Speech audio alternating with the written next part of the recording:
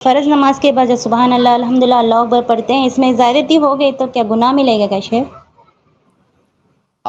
دیکھیے، جو اذکار عدد کے ساتھ وارد ہوئے ہیں، بہت سارے اذکار کے بارے میں آپ پڑھتی ہیں کہ اس کو 10 بار پڑھنا ہے، اسے 100 بار پڑھنا ہے، اسے 3 بار 4 بار پڑھنا ہے.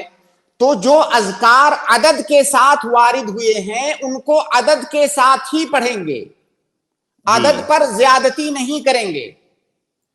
آپ عدد کے ساتھ جب مکمل کر لیں، اس کو اذکار مقیدہ کہا جاتا ہے، یعنی عدد کے ساتھ مقید ہے. پہلے آپ وہ عدد مکمل کر لیں، اس کے بعد آپ کا وہ ذکر ختم ہو گیا. اب آپ مطلق طور سے، جیسے مثال کے طور پر سبحان اللہ ہے، سبحان اللہ نماز کے بعد 33 بار پڑھنا ہے. آپ نے 33 بار سبحان اللہ پڑھ لیا، اور اس کے بعد آپ مسجد میں بیٹھے ہوئے ہیں، آپ اللہ کی تسبیح بیان کرنا چاہتے ہیں، آپ جتنی بار چاہیں بیان کریں، لیکن نماز کے بعد والا جو ذکر ہے وہ 33 بار ہی سبحان اللہ آپ کو کہنا ہے. تو اس کے زائد جو ہو، اس میں آپ کی نیت یہ نہیں ہونی چاہیے کہ میں نماز کے بعد والی تسبیح پڑھ رہی ہوں، وہ تسبیح 33 بار میں ختم ہو گئی. تو خلاصہ یہ کہ زیادتی جائز نہیں ہے. وہ ذکر جب آپ کر لیں تو مطلق طور سے تو ذکر آپ کچھ بھی، سبحان اللہ الحمدللہ اللہ اکبر لا الہ الا اللہ، کوئی بھی ذکر آپ کبھی بھی کر سکتی ہیں، لیکن اس کا شمار اس ذکر میں نہیں ہوگا جو مقید ہے. تو لہٰذا آپ کی نیت یہ نہیں ہونی چاہیے کہ 33 بار آیا ہے تو چلو میں 70 بار پڑھ لیتی ہوں تو زیادہ اجر ملے گا، نہیں، تو پھر یہ سنت کی مخالفت ہو جائے گی. کبھی بھول کر ہو جاتا ہے، یا 33 بار پڑھے یا 15. بھولنے کا تو کوئی اعتبار ہی نہیں ہے، بھول تو معاف ہے، ویسے بھی معاف ہے. جان بوجھ کر کے آپ کو اس پر زیادتی نہیں کرنی ہے. جو 100 بار پڑھتے ہیں وہ بھی ویسا ہی کیا شیخ؟ جو بھی ذکر عدد کے ساتھ آیا ہے، آپ دیکھیے، آپ ایک کامن سینس سے سوچئے کہ نبی صلی اللہ علیہ وسلم نے عدد کا ذکر کیوں کیا؟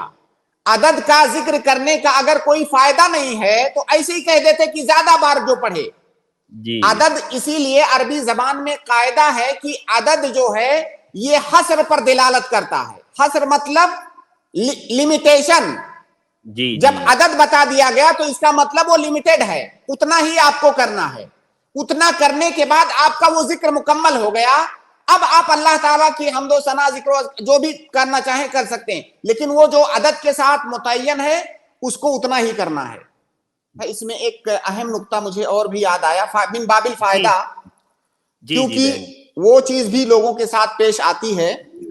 جیسے جو اذکار نماز کے بعد یا صبح کے اذکار، شام کے اذکار عدد کے ساتھ آئے ہیں، جیسے اللہ کے نبی صلی اللہ علیہ وسلم نے کہا کہ جو ہے صبح کے اذکار میں 10 بار لا الہ الا اللہ وحدہ لا شریک لہ لہ الملک ولہ الحمد وہو علی کل شیء قدیر پڑھنا ہے، یا اور بھی جو دوسرے اذکار ہیں. تو ایک سوال یہاں پر یہ بنتا ہے، اور کئی دفعہ لوگ پوچھتے بھی ہیں کہ یہ جو اذکار ہیں ان کو کیا کانٹینیو پڑھنا ہے؟ جیسے کوئی ذکر آیا کہ اس کو 100 بار پڑھنا ہے. اللہ کے نبی صلی اللہ علیہ وسلم کی حدیث ہے کہ جس نے سبحان اللہ و بحمدہ 100 بار پڑھا دن میں تو اس کے گناہ ایسے ایسے معاف ہو جائیں گے.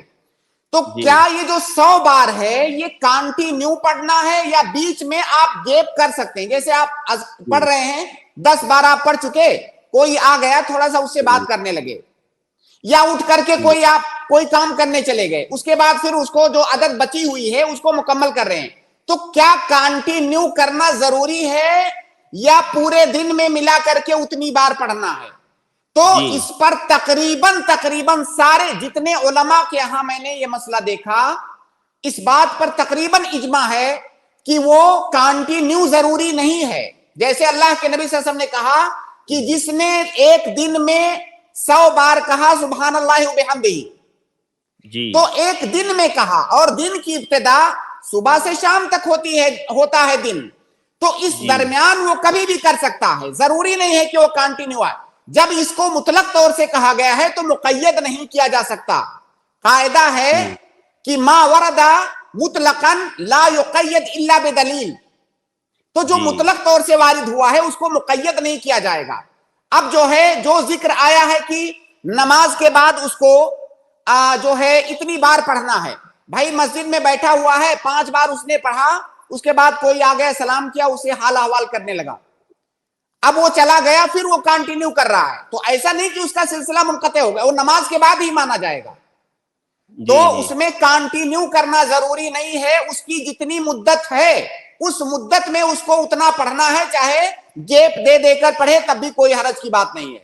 گیپ لمبا ہو گیا تو شیخ, اب مان لیجئے اگر آیا ہے کہ دن میں اگر کسی نے فلاں ذکر 100 بار پڑھا, جی تو دن جب سے جب تک دن مانا جاتا ہے, صبح سے لے کر شام تک, اس دوران چاہے جتنا لمبا گیپ ہو جائے, ٹھیک ہے وہ مقصود حاصل ہے. جی جی جی جی, جزاک اللہ خیر شیخ, بارک اللہ فیکم.